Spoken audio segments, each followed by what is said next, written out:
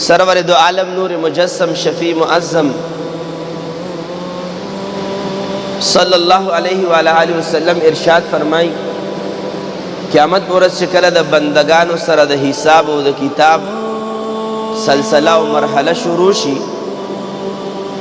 خداوند قدوس په دربار کې به یو بنده حاضر کړی شي. اسې اندازه ولګوئ دې حدیث نه چې خدای پاک څومره زیات بخښونکی او مهربانه ذات دی چې کله یو بنده د رب العزال په دربار کې حاضر کړی شي، نو د انسان سره به د وړو ګناهونو حساب شروع شي. هغه واړه ګناهونه چې موږ سره په تصور کې ګناه شماروم نه، د وړو ګناهونو حساب او شمیره به سره شروع شي. رب العالمین به ورته فرمایي ای ما بنده، آیا تا دا وړه ګناه کړې وه؟ انکار خو کولی نه شي، وایي به چې یا رب العالمین او دا ګناه مې کړې وه. نبی پاک فرمایي چې دغه انسان سره به الله پاک د وړو ګناهونو حساب او شمار شروع کی. نو نبی پاک فرمایي چې دا انسان په زړه کې دا وایي چې یا رب العالمین د وړو ګناهونو شمار خو تا شروع کو، حساب د شروع کو، خو زړه کې به دا وایي چې یا الله دا کم غټ ګناهونه دي، بس دوی شماره را سره مه کوه، دا وړو ګناهونو په شمار کې به زه راګیر شم،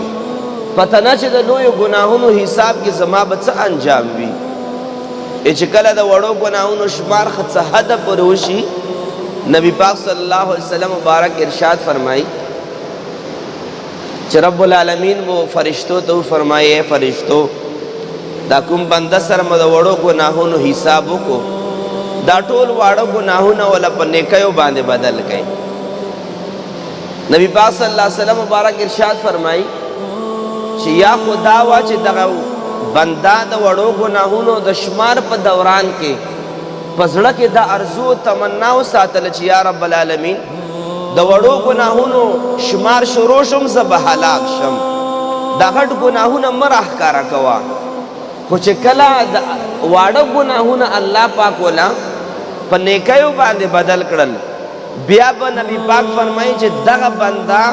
چې غټ ګناهونو د پټېدو سوال کولو، نبی پاک فرمایي چې دغه بنده به الله پاک د سوال کوي چې یا الله د واړه ګناهونه خو راله په نیکو باندې بدل کړل، هغه غټ غټ ګناهونه مه مشته دی هم راله په نیکو باندې بدل کا. یا خو به د وړو ګناهونو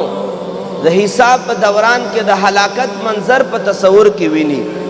او یا چې کله د الله د رحم او د کرم هغه دریا جاری شي، نو چې کوم ګناهونه لوی لوی پټول غوښتل، بیا به بنده په خپله اظهار کوي چې خدای هغه ګناه هم در نه پاتې شوه،